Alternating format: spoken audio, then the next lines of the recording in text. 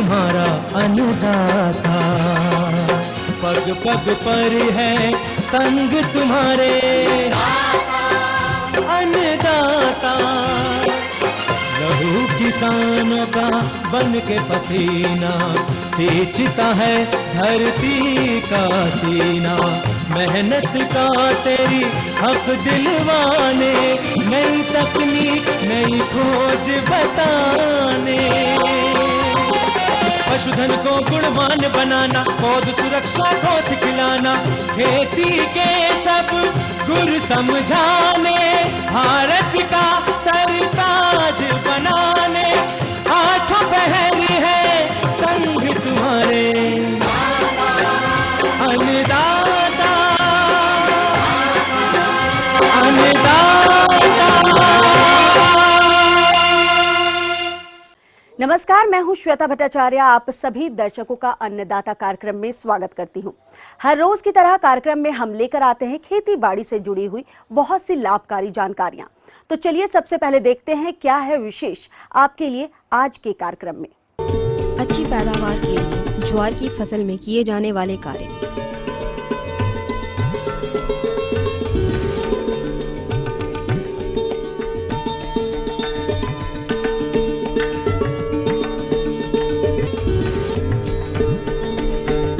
French bean की फसल को कैसे बचाएं इन कीट और रोगों से।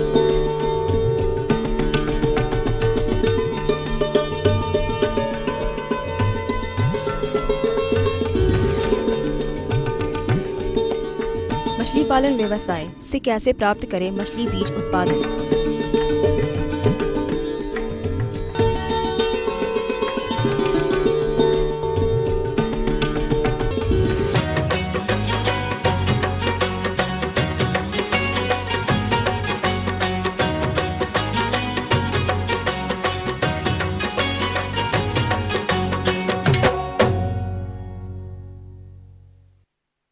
हमारे बहुत से किसानों ने दलहनी फसलों के अंतर्गत फ्रेंच बीन की फसल लगा रखी होगी। बरसात के मौसम के कारण फसल पर विभिन्न रोगों और कीटों का प्रकोप होने की संभावना भी बन जाती है।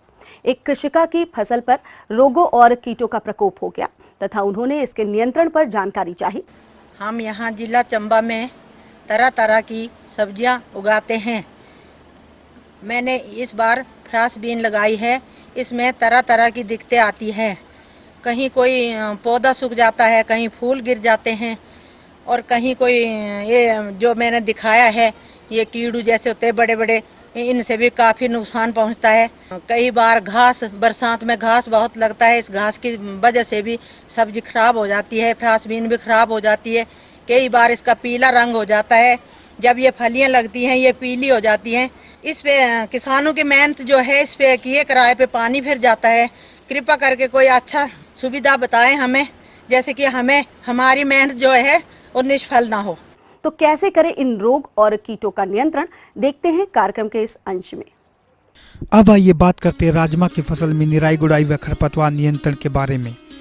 राजमा की फसल में पहली निकाई बुआई के 20 से 25 दिन के अंदर तथा दूसरी आवश्यकता अनुसार करनी चाहिए।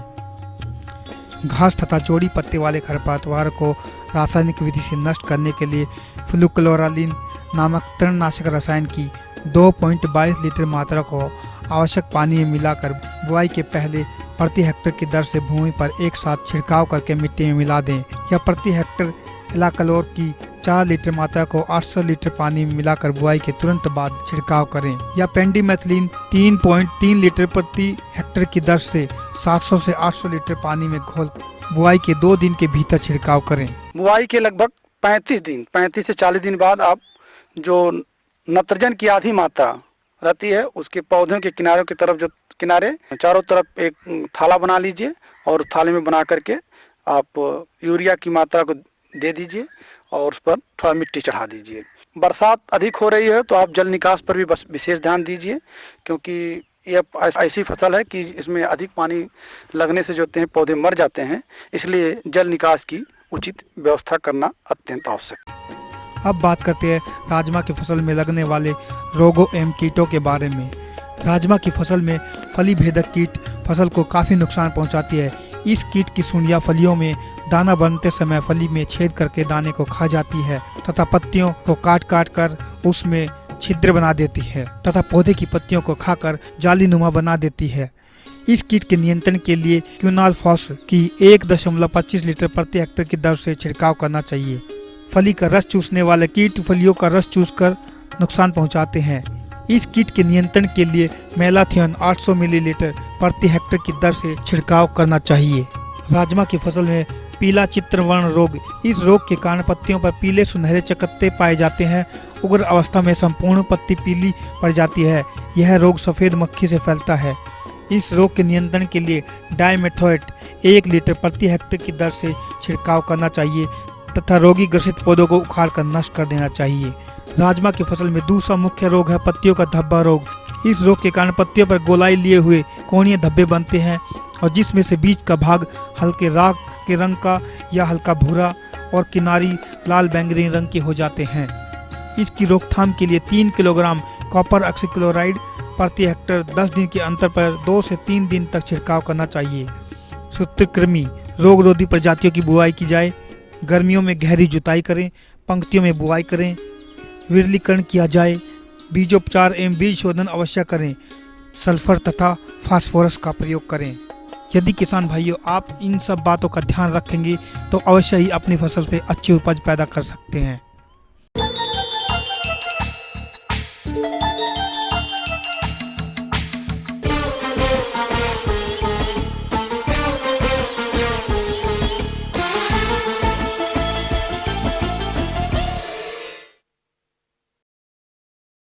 खेती के साथ दुधारू पशुओं का पालन लगभग हर छोटा बड़ा किसान करता है और पशुओं की पहली जरूरत होती है हरा चारा।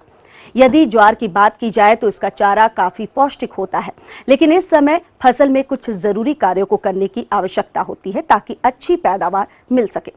तो कौन कौन से वो जरूरी कार्य हैं, इसकी जानकारी दे रहे हैं कृषि वैज्ञानिक डॉक्टर शंकर सिंह। मैं आपसे थोड़ा चर्चा करना चाहूँगा हरे चारे के रूप में ज्वार की खेती कैसे करें जिससे हमें 4-5 महीने हरा चारा जो है खरीफ में पूरी अक्टूबर नवंबर तक मिलता रहे। तो इसके लिए सबसे पहली चीज़ तो है हम खेत की तैयारी करें। खेत ऐसी जगह चुनें जहाँ पे पानी ना भरे। दूसरी बात ध्यान रखनी है कि इसकी खेत की तैयारी अच्छे ढंग से करनी है। एक जुताई देसी गहरी जुताई करके मिट्टी पलटने वाले हल से करके 2-3 जुताइयाँ देसी हल से या कल्टीवेटर से करके खेत को समतल करके, तो ये सर्वोत्तम समय है ज्वार की बीज का। अब बात आती है कि ज्वार का हम हरे चारे के रूप में वो कौन सी प्रजातियां लें जो सरस सुकोमल और सुपाच्य जो है वो हरा चारा उनको मिलेगा।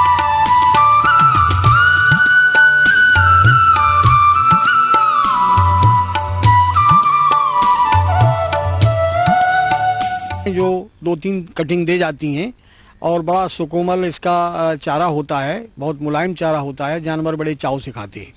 तो कृषि विभाग के बीज गोदामों पे भी चारा मिलता है, चारे का बीज मिलता है। तो किसान भाई यहाँ से इनके बीज ले करके तो 1 हेक्टेयर में करीब जो है वो 25 से 30 किलोग्राम बीज लगता है। थीरम या कैप्टान दवा से 2 ग्राम 3 ग्राम दवा लेकर 1 किलो बीज में मिला करके 25-30 किलो बीज 1 हेक्टेयर में ला करके अच्छी तरीके से मिला लीजिए और इसके बाद इसको छिटक के बो दीजिए।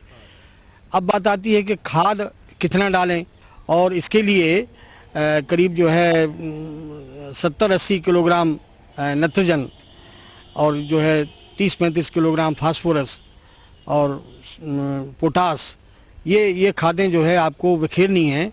और बाकी 70-80 किलोग्राम नाइट्रोजन जो है 2-3 बार में, जितने बार कटिंग होगी उतने बार में इसकी टॉप ड्रेसिंग करनी है। तो ये खाद है। बेहतर है कि ये यदि लाइन से बुवाई होती है तो इसमें आसानी होती है, लेकिन चारे की फसल है वो जितनी ज़्यादा प्लांट होंगे, जितने ज़्यादा पौधे खेत में होंगे उतना ही ज़्यादा चारा उतनी मात्रा में मिलेगा। तो इसको छिटकुआ भी बो सकते हैं। तो इस प्रकार से हरे चारे की खेती करके किसान भाई ज़्यादा से ज़्यादा मुनाफा कमाएं, अधिक दूध उत्पादन लें और अपने पशुधन को स्वस्थ रखें ताकि पशु से आगे आने वाली पीढ़ियाँ अच्छी तैयार हों और उसका पूरा लाभ किसान भाई पशुपालन से और खेती से मिला जुला प्राप्त कर सकते हैं। ये थी कुछ उपयोगी जानकारियां। अब लेते हैं एक छोटा सा ब्रेक, जल्द लौटेंगे और कार्यक्रम में आगे भी है महत्वपूर्ण जानकारियां। बने रहिए हमारे साथ। कला, कल्चर, कुर्सी, कुदरत, और करीब चलिए, महसूस करिए अपना हिमाचल हमारे साथ।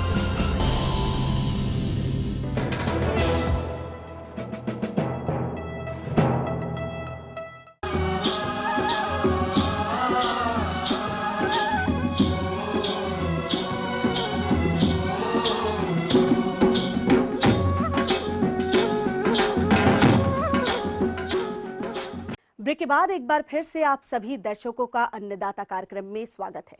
बढ़ते हैं अगली प्रस्तुति की ओर।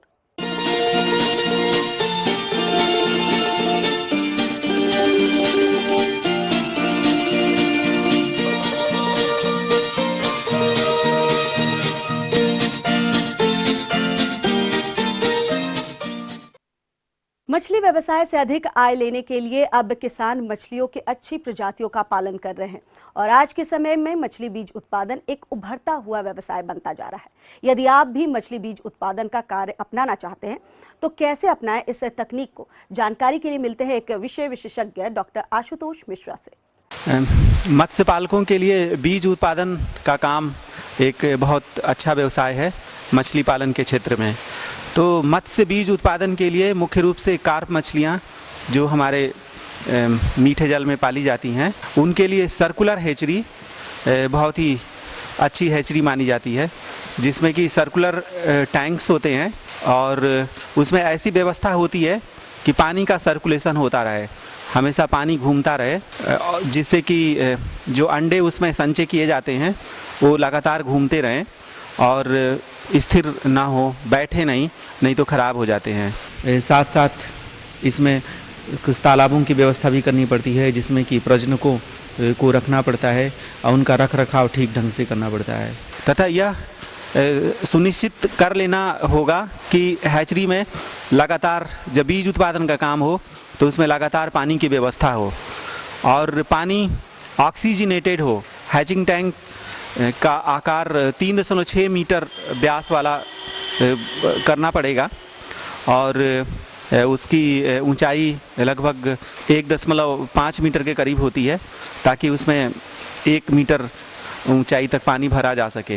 हैचिंग टैंक में 2 टैंक होते हैं, एक बाहर की तरफ होता है, एक अंदर की तरफ होता है। तो अंदर की तरफ जो टैंक होता है उसके बीच में एक पाइप लगा हुआ रहता है जो कि उसके पानी के लेवल को बराबर रखता है और साथ ही उसमें से जो पानी आता रहता है हैचिंग टैंक में, वो गंदा पानी उस वाले पाइप से निकलता रहता है।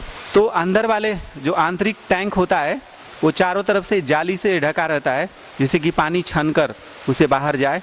तो हैचिंग टैंक और उसके बाद में कंडीशनिंग टैंक, एक छोटा सा टैंक बनाया जाता है जिसकी लंबाई लगभग 2 मीटर होती है, चौड़ाई लगभग 1 मीटर तथा गहराई भी लगभग 1 या 1.2 मीटर के करीब रखी जाती है। इस टैंक में ब्रीडिंग से पहले मछलियों की कंडीशनिंग की जाती है, उनको सवेरे पकड़ लिया जाता है और दिन भर वहाँ पे उनको एक्लिमेटाइज किया जाता है ताकि इस वातावरण में रहने के उपयुक्त हो जाएं तथा जो भी उन्होंने खाद्य पदार्थ खाए हुए हैं उनका ठीक से पाचन हो जाए और अपशिष्ट पदार्थ बाहर निकल जाए। फिर शाम के समय उन मछलियों का, प्रजनक मछलियों को हार्मोन का इंजेक्शन लगाया जाता है, जिसमें कि सिंथेटिक हार्मोन आजकल बाज़ार में मिलते हैं, जैसे ओवा प्रीम, OAFH, ओवा टाइट। तो मत्स्य बीज उत्पादन के लिए सबसे पहले आपको प्रजनक तालाबों से प्रजनकों का चयन करना पड़ता है, जो कि सवेरे के समय किया जाता है। प्रजनकों का चयन करके नर और मादा मछलियों को इंजेक्शन लगाया जाता है। मादा मछलियों को नर की तुलना में लगभग 2 गुना हार्मोन का प्रयोग करना पड़ता है। जैसे यदि एक मादा 1 किलोग्राम की है तो उसे 0.4 मिलीलीटर प्रति किलोग्राम के हिसाब से ओवा प्रीम या OAFH का प्रयोग करना पड़ेगा। इसी तरह से नर मछलियों को 0.2 मिलीलीटर प्रति किलोग्राम के दर से ओवा प्रीम या OAFH नामक हार्मोन का प्रयोग करना पड़ता है। इन हार्मोन्स को मछलियों के गोनोपोर के पास, जहाँ पे डार्सल फिन होता है, उसी के आसपास इंजेक्शन दे दिया जाता है। इंजेक्शन देने के बाद इन मछलियों को ब्रीडिंग पूल, जिसे कि प्रजनक पूल कहते हैं, उसमें रख दिया जाता है। उसमें कृत्रिम बरसात की व्यवस्था रहती है, तथा पानी घूमने की भी व्यवस्था होती है, उसमें ऊपर से पानी गिरता रहता है। ये वातावरण मछलियों के प्रजनन के लिए बहुत ज़रूरी होते हैं। यदि बरसात जैसे कंडीशन नहीं बनाई जाएगी या नदी के फ्लो जैसे कंडीशन नहीं बनाएगी तो मछलियाँ ठीक से अंडे नहीं दे पाएंगी। इन व्यवस्थाओं में मछलियाँ रात के समय 3-4 बजे के आसपास अपने अंडे देना शुरू कर देती हैं तथा नर अपने स्पर्म देना शुरू कर देते हैं। और मछलियों के अंडे में एक्सटर्नल फर्टिलाइजेशन होता है, बाह्य निषेचन होता है। निषेचित अंडों को जल्दी ही हैचिंग टैंक में ट्रांसफ़र कर दिया जाता है, जहाँ पे उनका हैचिंग होती है। और इन सब कार्यों के लिए लगातार पानी की व्यवस्था सुनिश्चित करनी होती है। जब निषेचित अंडों को हैचिंग टैंक में ट्रांसफ़र किया जाता है, अंडे भी धीरे धीरे घूमते रहते हैं, नीचे नहीं बैठते हैं। और यह एक इसलिए किया जाता है कि ताकि अंडे लगातार घूमते रहें और धीरे धीरे उसमें जो जाइगोट है वो उसके एग सेल के किनारे आए और उनका हैचिंग हो जाए। तो इस कार्य में लगभग 16 से 20 घंटे लग जाते हैं। तो लगभग 20 घंटों के बाद इनकी हैचिंग हो जाती है, फिर हैचलिंग प्रोड्यूस हो जाते हैं, जिन्हें लार्वी कहते हैं। इन लार्वी को वो काफ़ी कमज़ोर होते हैं, तो उनको लगभग 3 दिनों तक इसी हैचिंग टैंक में रखा जाता है। 3 दिनों के बाद ये मजबूत हो जाते हैं तथा नर्सरी तालाब जो कि मिट्टी के बने होते हैं और बाल्टी में ले जा कर के नर्सरी तालाबों में, जो कि पहले से ही तालाब तैयार हों। नर्सरी तालाब में इनकी संचय दर 50 से 60 लाख प्रति हेक्टेयर होनी चाहिए तथा यहाँ इन्हें 20 दिनों तक संचित रखते हैं। ये जीरा अवस्था कहलाता है। वहाँ पे उन्हें लगभग 20 से 25 दिन लगते हैं फ्राई अवस्था तक पहुँचने में। उनको थोड़ा बहुत बाहर से कृत्रिम आहार भी देने की ज़रूरत होती है और उसके बाद में 20-25 दिनों के बाद वो मत्स्य पालकों को देने लायक हो जाते हैं। बीज उत्पादन का कार्य यदि सही ढंग से किया जाए और उसमें 2 हैचिंग टैंक रहते हैं, उसे इस हैचरी को लगाने में लगभग 8 से 10 लाख रुपए का खर्चा आता है। तो किसान एक सीजन में लगभग 1 से 1.5 करोड़ मत्स्य बीज का उत्पादन कर सकता है और लगभग 5 से 10 लाख रुपए का मत्स्य बीज का उत्पादन कर लेगा। यह स्ट्रक्चर, यह संरचना काफ़ी समय के लिए बन जाती है। 20 से 25 साल तो हैचरी की लाइफ रहती ही है। तो धीरे धीरे उसे जो फिक्स्ड कॉस्ट में पैसा लगा हुआ है तो साल प्रति साल आता रहेगा, लेकिन अगले साल 2 साल 3 साल में उसे सारा पैसा वापस आ जाएगा और फिर उसको नेट आमदनी होने लगेगी। आगे और भी कुछ रोचक जानकारियां हैं, पर यहाँ पर रुकेंगे एक और कमर्शियल ब्रेक के लिए। जल्द हाजिर होते हैं।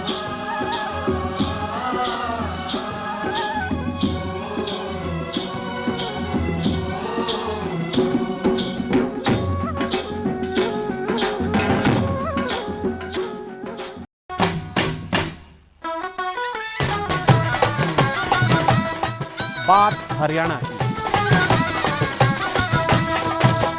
न्याणा की, स्याणा की, गांव की हो या शहर की, मंत्री की हो या संतरी की, हर छोटी बड़ी खबर देखिए आपकी अपनी बोली में। देखिए मारी बोली मारी खबर हर रोज शाम 6 बजे।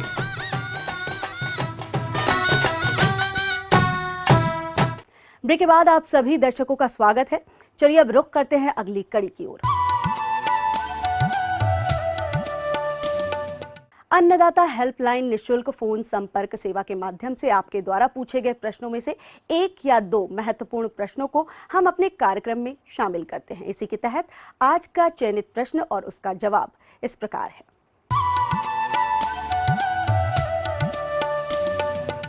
किसान भाइयों, आज मैं आपको बरसात के मौसम में शिमला में विभिन्न तरह की बीमारियों और कीड़ों के प्रकोप के बारे में बताऊंगा। वह इनके निदान के लिए क्या क्या सावधानियां व क्या उसका कीटनाशक व फफूंदनाशक का स्प्रे क्या करें, उसके बारे में अवगत कराऊँ। किसान भाइयों, जैसे कि आपको मालूम है कि शिमला मिर्च में बरसात के मौसम में बहुत सारी बीमारियाँ जो है ज़मीन से आती है, क्योंकि इन बीमारियों के बीजाणु जो है वो ज़मीन में उत्पन्न होते हैं। इन बीमारियों के बीजाणु के संपर्क को रोकने के लिए जो फसल के जितने भी हिस्से हैं, जैसे पत्ता है, फल है, और ज़मीन में जो बीजाणु के होते हैं, उसको संपर्क को रोकने के लिए हम मल्च का इस्तेमाल करते हैं। प्लास्टिक मल्च का आजकल बहुत चला हुआ है।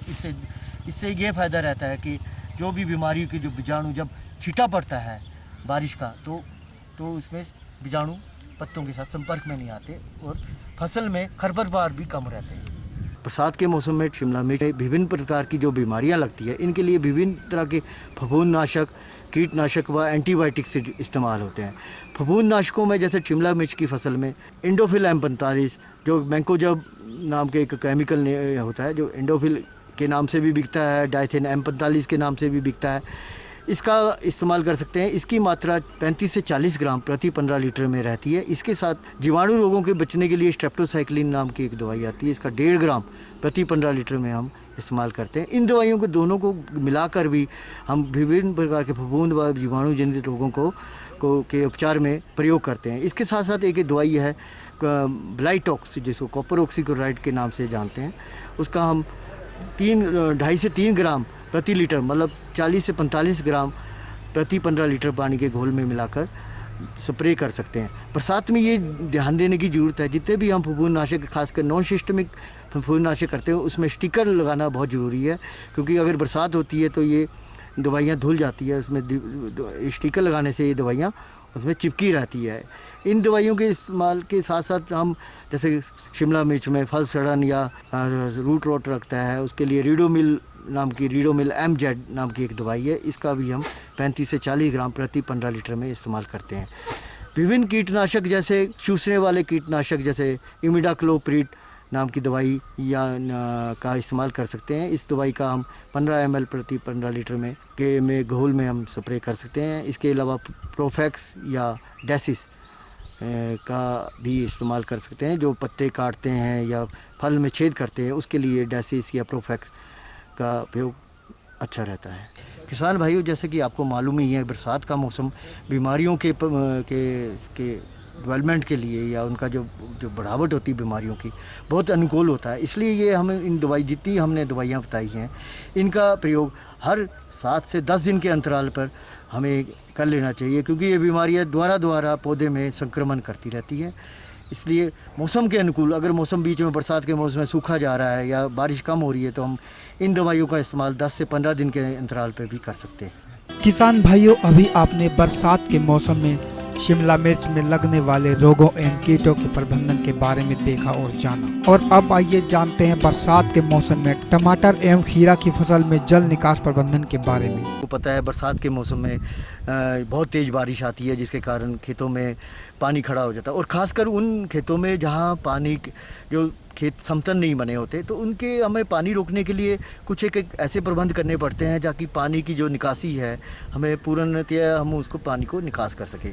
जैसे कि आप देख रहे हैं कि भाई ये जो हमने पौधे लगाए हैं, इसकी पानी की निकासी के लिए रेस्ड बेड, मतलब मिट्टी जो है हमने दोनों तरफ से चढ़ाई हुई और बीच में चैनल हमने क्रिएट करेगी, ताकि पानी अगर रुक भी जाए तो पौधों पे इतना मार नहीं पड़ेगी। और पानी की निकासी हम एक तरफ से निकाल देते हैं, पानी को हम उस तरफ से निकाल, और साथ के साथ हम ये भी ध्यान रखते हैं अगर किनारे से पानी आ रहा है, साइड चैनल जैसे आप देख रहे हैं साइड चैनल निकली हुई है, उसके पानी ताकि अंदर घुस ही ना सके और बारों बारी वो जो है पानी निकल जाता है। किसान भाइयों, जैसे कि आपको पता ही है कि जब टमाटर का पौधा बड़ा होने लगता है तो हम उसको सहारा देने के लिए विभिन्न प्रणालियों का प्रयोग करते हैं। पौधे को सीधा रखने के लिए हमने बैम्बू स्टिक्स का या जो जितने भी बांस की जो डंडे हैं उसका प्रयोग करते हैं, उसके साथ हमने सुतली बांध देते हैं, जिससे कि पौधे को हम आगे उसकी चाल को आगे बढ़ाते हैं। इस प्रणाली का ये फ़ायदा है कि जो पौधा है ऊपर की तरफ फैलता है और उसके अनप्रोडक्टिव पार्ट जितने भी अनावश्यक शाखाएँ हैं वो निकाल देते हैं, और फल की जो बीरिंग है, जो फल लगता है वो ज़्यादा लगता है। बरसात के मौसम में खीरे में विभिन्न कर्षण क्रियाओं द्वारा हम अच्छी उत्पादकता ले सकते हैं। जैसे कि खेत में आप देख रहे हैं इसमें पूरी अच्छी तरह से खरपतवार निकाले गए हैं, साफ सफाई है, वह खीरे के पौधों को इस स्ट्रक्चर द्वारा जो हमने आयरन एंगल लगाए हैं और ये तारों द्वारा पौधे में रस्सी छोड़ने से हम पौधे को ऊपर की ओर बढ़ा रहे हैं, जिससे कि पौधा ऊपर की तरफ फैल रहा है और इसका ज़मीन के साथ कोई संपर्क नहीं है। इसके कारण हम कई बीमारियों व कीड़ों के प्रकोप से पौधे को बचा सकते हैं और इसमें उत्पादकता अधिक से अधिक ला सकते हैं।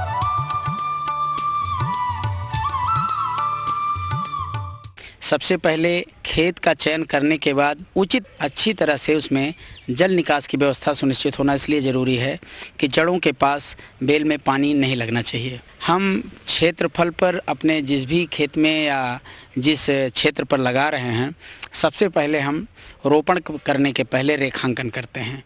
10 मीटर लाइन से लाइन की दूरी और पौधे से पौधे की दूरी 10 मीटर रखते हैं। अब बात आती है कि रेखांकन के बाद हम गड्ढों की तैयारी करें। गड्ढों की तैयारी के लिए इसमें 3 फुट चौड़ा 3 फुट गहरा गड्ढा खोदना होता है। ऊपर का 1.5 फुट की मिट्टी अलग रखें, निचली 1.5 फुट की मिट्टी सतह की अलग रखें। 10 से 15 दिन तक उसे खुला छोड़ दें गड्ढे को, जिससे हमारे नुकसान पहुंचाने वाले फफूंद या कीड़े वो नष्ट हो जाते हैं। अब प्रत्येक गड्ढे में 30 किलो सड़ी गोबर की खाद, पत्ती की सड़ी खाद या अन्य कंपोस्ट खाद 6 से 7 किलो प्रति गड्ढा प्रयोग कर सकते हैं। साथ में 2 किलो नीम की खली इन गड्ढों में डालेंगे तो आपको ज़मीन से जो हमारे जुड़े हुए कीड़े हैं जैसे दीमक वगैरह, उससे निजात मिल जाएगा। भराई करते समय ध्यान रखना होगा कि ऊपर की निकली हुई मृदा नीचे जानी चाहिए। तो बेल में प्रजाति के आधार पर अगर देखा जाए तो नरेंद्र देव कृषि विश्वविद्यालय से निकली हुई प्रजाति है नरेंद्र बेल 5, नरेंद्र बेल 6, नरेंद्र बेल 7, नरेंद्र बेल 9। ये प्रजातियां जो हैं नरेंद्र देव कृषि विश्वविद्यालय से निकली हुई हैं, इनका भी हम चयन करके रोपण कर सकते हैं। और किसी अच्छे शोध संस्थान से, इंस्टीट्यूट से, केंद्रीय पौधशाला से, राजकीय पौधशाला से उनको देख करके उन प्रजातियों का चयन करके खरीदें। बरसात का इंतज़ार करें, 2-3 वर्षा ऋतु अच्छी से हो जाए, उसके बाद आपको रोपण स्थल पर लाने के बाद ऊपर का पुआल पॉलीथीन हटा दें और पिंडी की मोटाई गहराई बीच में आप जो रेखांकन किए हैं गड्ढे खोदे हैं उस पर जगह बनाएं और उस पिंडी को या उस पॉलीथीन बैग से बने हुए अर्थबॉल को ज़मीन के अंदर ले जाएं। पंजे के सहारे से धीरे धीरे उसे किनारे किनारे कस दें, फिर खुरपी के उल्टे बेंट से उसकी खूब अच्छी से कसाई कर दें। पुनः आप 10 लीटर क्षमता वाले हजारा से या पाइप के रास्ते से जो भी आपकी सिंचाई व्यवस्था हो उससे 10 लीटर पानी रोपण के दिन ही उसमें डाल दें।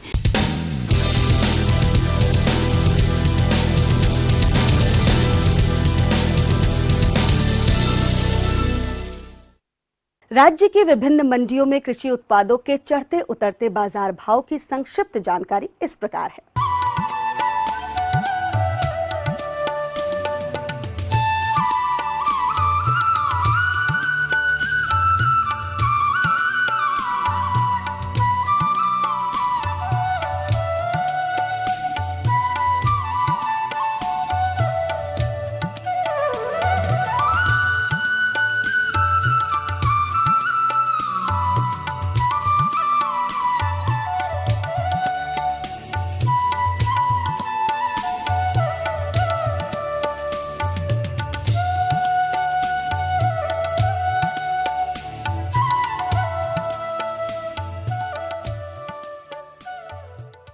अब आइए देखते हैं कल दिखाए जाने वाले कार्यक्रम की मुख्य झलकियां।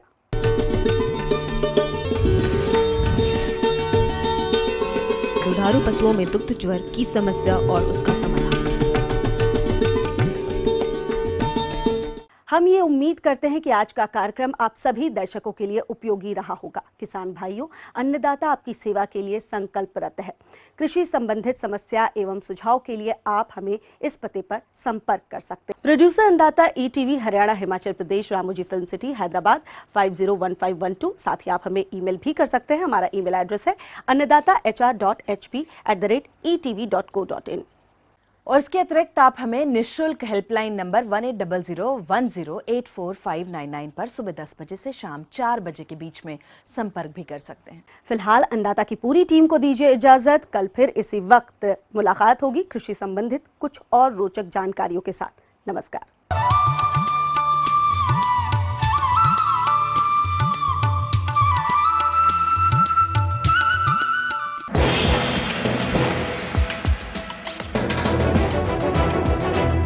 आप देख रहे हैं ETV न्यूज हरियाणा हिमाचल प्रदेश, खबर ही जीवन है।